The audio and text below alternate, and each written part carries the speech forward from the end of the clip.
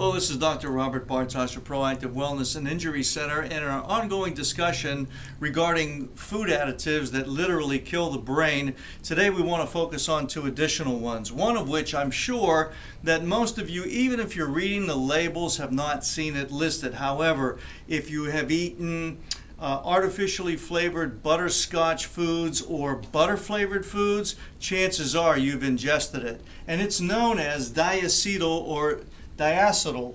And on the label, however, it's usually listed as artificial butter flavoring or even natural flavors when you're eating a food that tastes like butter. It's most notoriously presented in one of the more popular snack foods, which is microwave popcorn. And the danger in this is that this notorious chemical literally has the ability to cross over what's called the blood-brain barrier, which is a barrier that has been created to basically protect the brain. But this chemical has the ability to pass through it, and when it does, it causes what are called amyloid clumpings, which we find in Alzheimer's patients notoriously. The amyloid clumping is like dead spots or non-functioning areas in the brain, and they're usually quite diffuse. And these areas, as I stated before, have been found now in Alzheimer's patients, and this is what this particular chemical is known for doing or creating. The other one I want to look at or focus or talk about today is aluminum, and it's a neurotoxin. And that simply means, as we refresh our memories here, it's toxic, number one, and it has an affinity for neural tissue, primarily the brain. Autopsies that have been performed as early as 1970 were showing that the aluminum deposits were increased in the brain of Alzheimer's individuals. And we get the contribution of aluminums from antacids like rolaids and Tums and the proton pump inhibitors. We get it from various deodorants and antiperspirants. You get it from canned foods, also from various cookware, basically aluminum cookware, and also aluminum foil. So these are things that are ingested on a regular daily basis, which most of us will do. And even I forgot to mention the sodas that we drink out of a can, that also leaches the aluminum into that beverage.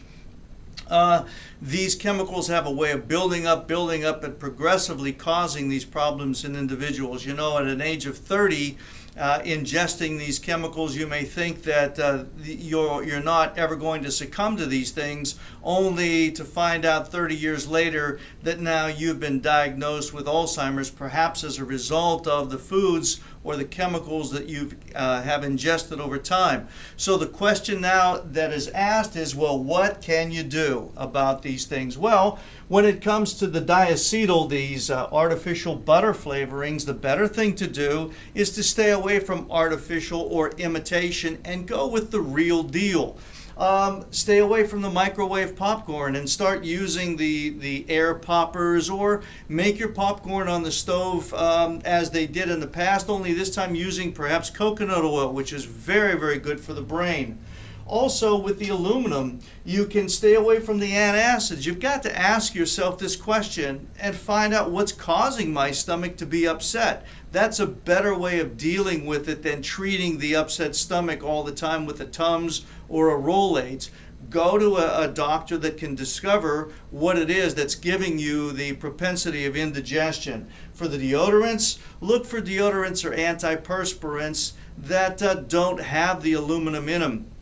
I also want to make note that, ladies, you know, when you're going in for the mammogram, you're basically told the day before or the day of not to use any antiperspirants or deodorants, and that's the reason why, because the aluminum is absorbed into the body and it may cloud the mammogram that they're taking. And as you're doing this over time, that aluminum builds up in the breast tissue, and it can result in some very serious issues down the road. The canned foods, you know, it's a little more expensive to buy fresh or frozen, but, you know, don't look at it as an expense, but rather as an investment, because it's a lot less expensive to maintain your health than it is to be on the more economic end and try to regain your health once you lose it. Also with the cookware and the foil, try something else, glassware or cast iron or the stainless steel. Those are some of the things that you can do. Be more selective, be more discriminant in your shopping, in your choices, and be aware of the things that you're ingesting and putting onto your body. And always, the best thing that you can do in order to eliminate or reduce these toxins from building up is, of course, doing cellular detoxification. Once again, I hope that this information has been a benefit to you. And remember, one of the most powerful steps that you can take in order to maintain your health is, of course, to remain proactive. And as always, God bless.